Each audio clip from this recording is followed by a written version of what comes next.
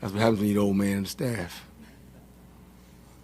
We've been talking to a lot of the defensive players now, kind of say, hey, last year was good, but just not good enough for us. Have you seen that, heard it in the meeting rooms, kind of seen that on the practice field, that there's a little bit of a, hey, we need to get that edge back? Exactly. The bar and the standard here is high, and kids understand that when they come here, they're coming here with a purpose. They want to win championships, and so when you don't get to what you really want, you got to come back and you got to fix it. And Coach Sweeney does a great job in making sure our players understand that the plays that they've made previously are not going to do anything or have a reflection of what they do this year.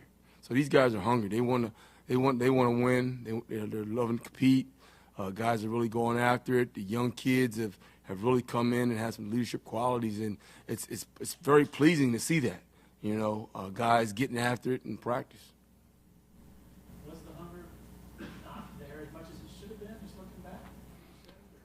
I think the hunger was there, but it was one of those things where we were very inconsistent, and it's now guys are realizing when coaches were stressing the detail, the small things, they understand like, whoa, okay, that's the difference between a touchdown and a pass breakup, or a missed block could mean a big play. And so guys realize, hey, they see it, they're more mature, and so now it's time for them to turn the page and get better. Malcolm was a guy that we didn't see much last year just because of injuries. Just how do you feel like he's done so far this spring? Where is he? I mean, Malcolm is back to Malcolm his freshman year. He's healthy. He has that light in his eye. He's that pace car. He's that guy that's going to bring a lot of excitement to practice, and you see it. He made a couple plays the other day, and he was letting the world know he made the play. And that's Malcolm.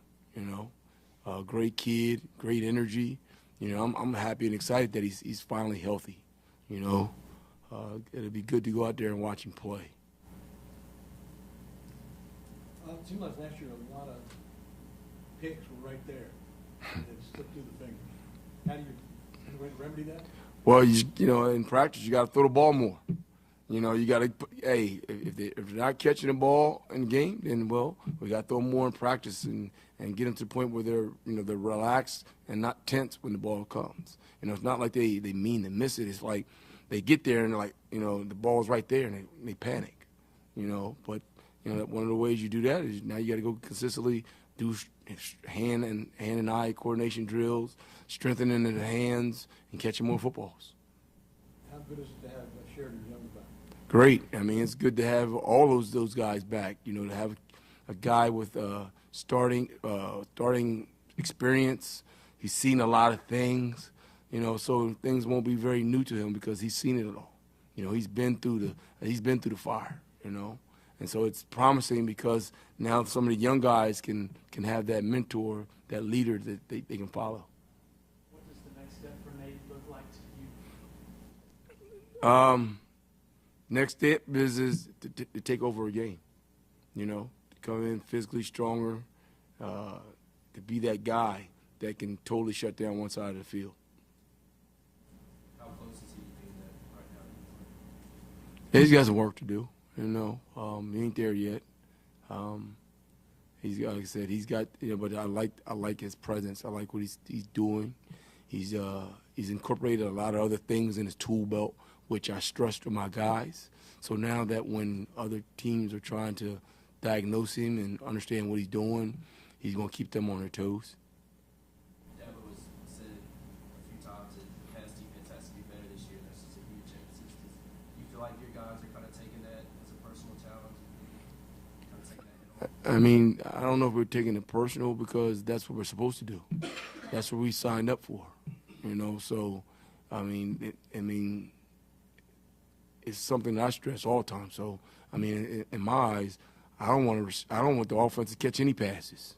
So it's always been something that's always been hammered on them from day one. They're DBs. They have the mentality that I'm not giving up anything. That's what I wanted. That's the mentality I have, and that's the mentality they have. Have you ever seen a year like last year where you had to deal with some? I mean, you're going in against Sam Hartman and A.T. Perry. You're throwing a bunch of freshmen out there. Have you ever had a year where it's kind of been that difficult at times? Nah, I mean, every day's difficult, really, because like I said, my position is very different than everybody else's. We make a mistake and it's seen worldwide. It's ESPN top 10, So for me, I mean, every day's difficult. You never know what you're going to get. As I talk about, sometimes these kids are like a bag of Skittles. You get a red one, you get a green one, you get a yellow one, That's our way our generation is now, They got a lot of things they got to deal with. So as a coach, you got to wear a lot of hats. So, no, I wasn't surprised, Every day's hard. What have you seen out of Jaden Lucas so far, and where do you feel like he can grow this season? I mean, if you look at him, he's what you want in a DB. As far as, size, speed, length, athleticism. He's turning the page. He's learning the defense. A lot of times those freshmen don't know what they don't know. In high school, they just play man coverage. Here, you're going to play a lot. You're going to play various coverages, various defenses. You're going to be playing man, zone, different techniques. So for him, he's trying to settle in a little bit and learn the defense a little bit more to the in and outs where he can do everything we ask him to do at a high level.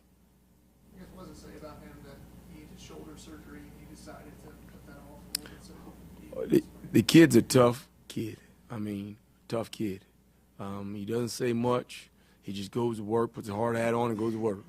You like that, because this, he's going to give it all he's got, and at the end of the day, man, that's what you want as a coach, because if your coach is all in, the other players are all in, and he's all in. He don't want to be that guy sitting on the sideline. He wants to play. You anticipate not playing more corner than nickel? Yes. Right now, we'll see. But he's playing a lot more nickel because he hasn't played a lot of nickel. Corner. Sorry about that. He's played a lot of nickel in previous years, and so we're giving him a shot to play corner, and see what he can do. Do you feel good about your depth at nickel too? Is that part of the reason you move him up there? I wouldn't say we feel good at our depth at nickel. We have a bunch of guys. We're trying to find out the perfect fit. So we're cross-training guys in various positions to see if they can handle it. And we already know that Malcolm can handle the nickel. We want to go and see what he can do at corner. I guess Toriano's a guy who got a lot of experience kind of in the fire. Yeah. What do you feel like he learned from that? Coach is not a liar, because a lot of these kids, you tell them that they may play or they'll have the opportunity to play as a freshman, and they think, that's recruiting talk. But the way I tell these kids is, look, man, I'm not wasting my time to come recruit you if I don't want you to play. All right? I could die tomorrow. I want to see you play today. All right? I don't want my wife to say, hey, you spent all that time recruiting that kid. He's not a player. So, that's one of those things I tell my kids. Hey, if you come to work every day, you do what you're supposed to do, your name's not on any list, and you compete, then you'll play.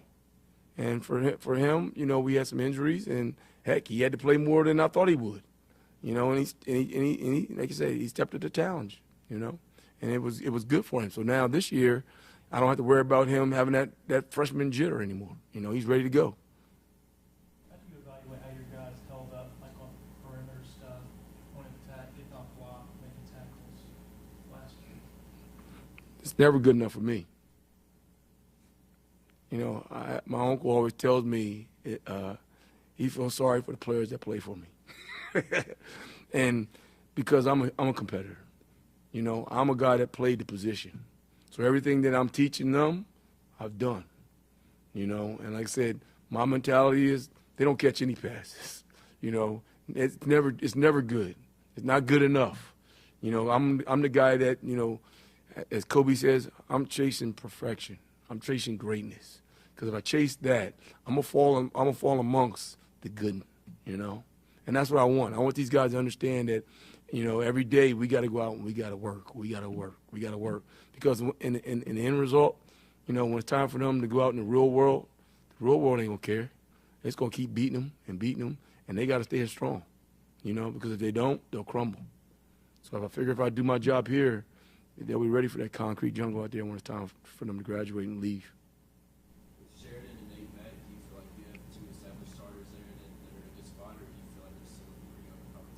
It's still, I mean, for me, it's open competition. You know, I mean, I've got to put the best guys out there. You know, I can't play favorites. I can't say because I like this kid. You know, I play him. I love all of them. You know, I want all of them to play. But if they're not deserving to play, I can't put them on the field. You know, I can't, you know, sacrifice the rest of the team because I want to appease some players. They've got to be ready. You know, they've got to earn it. You know. Special teams, improvements, where you see that you need to make improvements, get better there? Well, I mean, you know, there's a couple games last year we lost because of special teams. And we've got to get better. We've got to get better, you know. We've got to get more consistent, you know. We've got to be in a position where our best players contribute and lead on special teams. And then we got to find a solid kicker, you know, a solid punter. We lost some guys. And so it's an opportunity, open opportunity for these young boys to step up and be the guy that we trust, you know. And that's the good thing about spring practice because you're going to see some guys that are competing, you know, as a group of guys. I mean, I love the competition out there.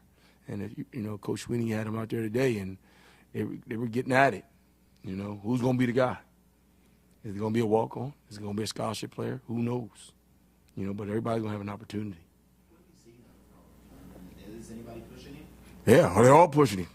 You know, I see a kid who has an extremely live foot. And if you don't understand what I mean, the ball, I mean, it takes off. I mean, you hear a boom.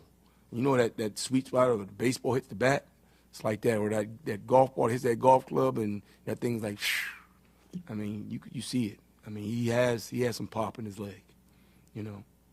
Can Jack push Aiden? He was, as we heard, inconsistent in practice last Yeah. year.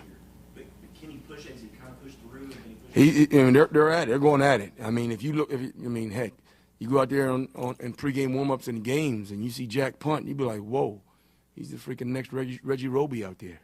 Some of you people don't know who Reggie Roby is. Some of you guys are too young. You know who Reggie Roby is? All right, well, you better hit Google then. He was a good one for a long time.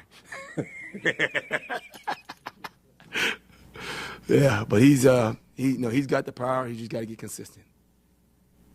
Do you feel like the way last season it left guys with a bad taste? I think so. Left one in mind. You know, because every time I see it, I feel it. You know, and you see that some of the guys that came back. You know, Tyler Davis, Ruka Roro. They left a bad taste because if not, I'm sure they would have left. If we'd won the national championship, their asses probably would have left. But it's some unfinished business.